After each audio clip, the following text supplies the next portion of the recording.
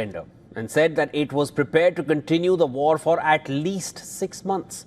And this is in response to Donald Trump's suggestion that the US would hit Iran hard and also attack regions and individuals that were previously not considered targets. Trump's remarks on social media came after the president of Iran, Masoud Pezeshkian, vowed that the country will not retreat from its missile attacks on Israel and the Gulf nations that are hosting American soldiers. But the shadow of political uncertainty still looms large over Tehran. Earlier, Iran also said there would be no peace in the region as long as US bases remain in West Asia. Now, what is Iran's end game for the US and Israel? A week into the war, over a week, it's been more than that now, it seems like the plan would cut off Iran's leadership, destroy its military ability, and prevent it from rearming and regrouping. But the full picture is still unclear. German Chancellor Friedrich Merz warned the US and Israel not to start an endless war that could destroy Iran. Merz said that this could lead to a new migration crisis in Europe and lasting economic damage. Analysts bet that the rise of a political military nationalist alliance is more likely in the near future. While Trump may want to select a leader for Iran he can negotiate with, it will be challenging to find someone acceptable to the Iranians, other nations, and global powers. Whoever takes over in Tehran, the leadership will have to mend fences with their Gulf neighbors. Saudi Arabia may secretly want outcomes that make it harder for Iran to be able to attack the Gulf area again. Concerns have grown in Turkey after an Iranian ballistic missile was detected in Turkish airspace by NATO air defenses. It was shot down over the eastern Mediterranean, and that brings a crucial NATO member closer to the fight. Despite Tehran's policy of not targeting Gulf countries, that is, Turkey maintains that its emphasis on diplomacy, even as it warned Iran to be careful. Now, even faced with an unprecedented convergence of external pressure and internal strain, Iran is fighting back hard. The country has vowed to retaliate in a proportionate manner, but Iran said that it was ready for a long war, suggesting a more calibrated approach to their retaliatory actions. All right, to discuss this further, I'm now being joined by David Patriarchos, joining me from Athens. He is an Iran analyst, journalist, and the author of War in 140 Characters and Nuclear Iran. David, thanks so much for making time for us and joining me here on the broadcast. Very quickly, I'll just go over, I'll give a little context to the viewers as well, and I'll come back. David, Trump had stated that the attacks on Iran will expand. That statement came on social media just a little earlier in the day. And now we are seeing not just oil infrastructure, but even desalination plants being targeted in Iran. Now, Iran has blamed the US for it. And these desalination plants, it's critical for Iran's water security. Now, just to give more context to our viewers, desalination plants, they are absolutely critical for West Asian countries in particular. And that is characterized by these countries are characterized by acute water scarcity.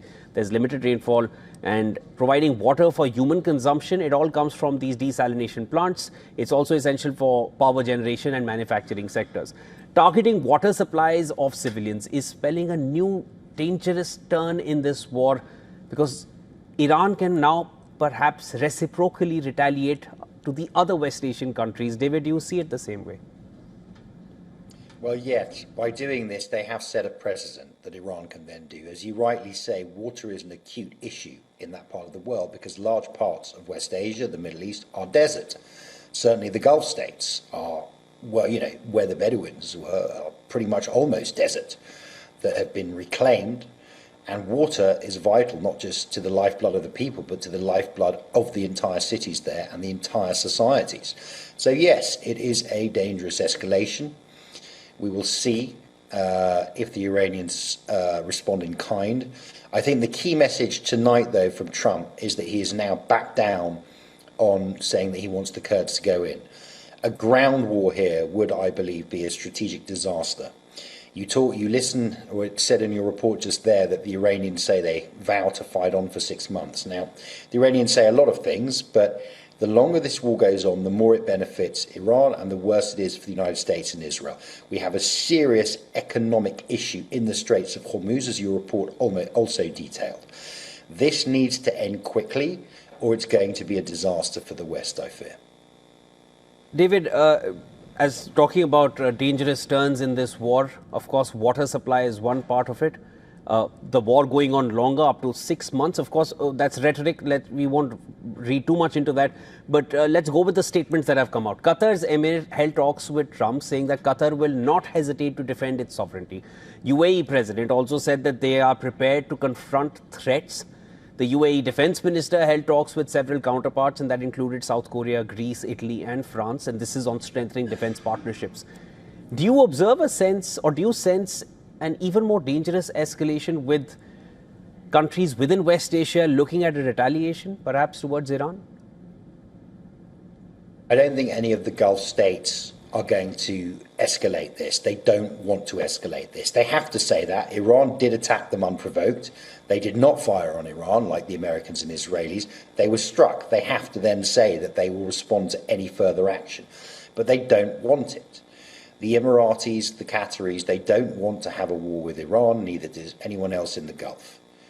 What they want is to return to normality and, importantly, to get that oil flowing out of the Straits of Hormuz. This is the critical thing. The Iranians, I think, would welcome now perhaps an escalation of hostilities. It gives an external enemy for the regime to respond against. Yes, they are suffering.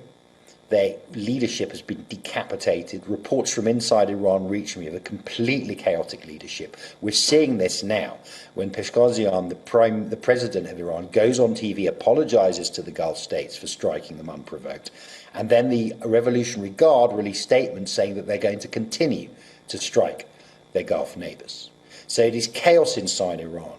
And Iran is weak, but I would remind you and your viewers that regimes, states, countries do very stupid things, not when they're strong, but when they are weak. So this needs to be managed. It was necessary to take out Iran's ballistic missile infrastructure. The 12-day war between Israel and Iran last year, I was in Israel reporting on the ground, and those missiles did a lot of damage. Iran has threatened Israel repeatedly with them and threatened the United States with them. It needed to take out and degrade some of those ballistic missiles. That job almost seems to be done.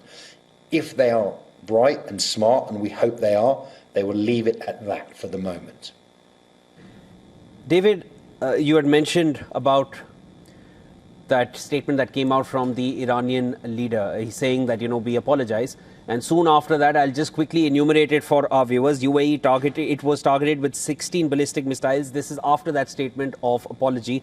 And over 120 drones, all coming in from Iran. IRGC announced the 25th wave of missile and drone attacks, as David just mentioned for us. Iran hit UAE's Al Dhafra airbase. This is as per a report. Jordan accused Iran of directly targeting key installations. All this happened after that apology or that statement when you put it down on a timeline. So at this point, there is more rhetoric that is coming in from Iran. Ali Larijani, that's Secretary of Iran's Security Council, he said that several American soldiers have been taken captive. They are held by Iran. And the Americans are claiming that they have been killed in action. And the figure stands at 6.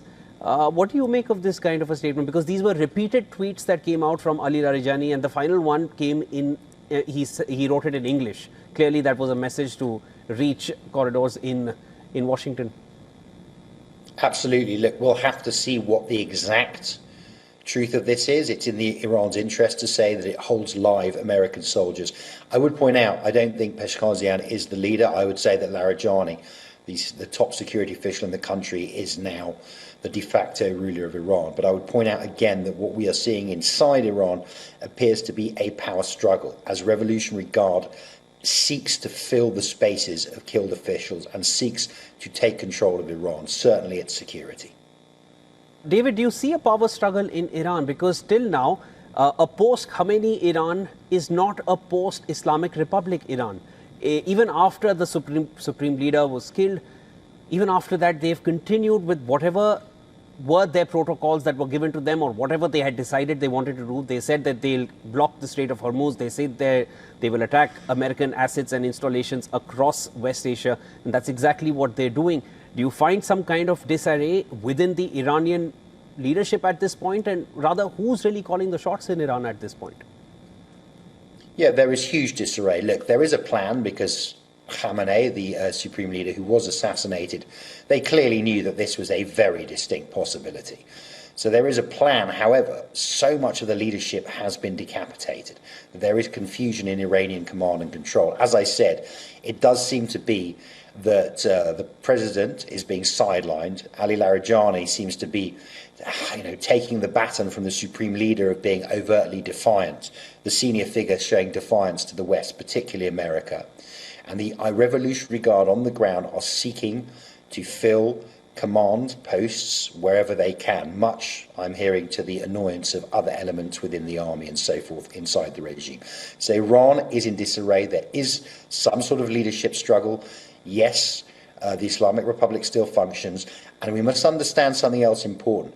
Until there is an organized opposition with critically a leader at its head, any kind of leader is likely to emerge from within the regime itself.